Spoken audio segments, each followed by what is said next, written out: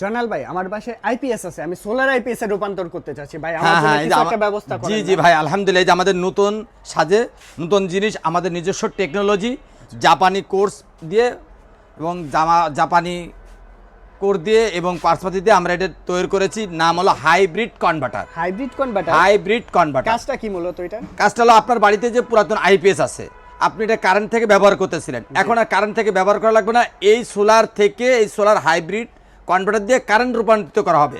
পুরো কারেন্ট পাবেন, আপনি কারেন্ট ব্যবহার করবেন, মানে 1 টাকাও কারেন্ট বিল দেওয়া লাগবে না। আইপিএস এর বা কারেন্ট বিল লাগবে না। ওই আইপিএস থেকে সোলার মুভ করা হবে। সিস্টেম আছে, সোলার দিয়ে এই কন্ট্রোলার দিয়ে চলবে সব। এই কন্ট্রোলার দিয়ে চলবে মানে ইনশাআল্লাহ। ফ্যান ফ্রিজ এসি টিভি এ সব টু জেড এভরিথিং যা কিছু আছে, মাথা নষ্ট করে এয়ার দিলেন কন্ডিশনার চালাতে ভাই। পারবেন। প্রাইস কি অনেক নাকি? বেশি না, একেবারে হাতের নাগালে। কত দিবেন?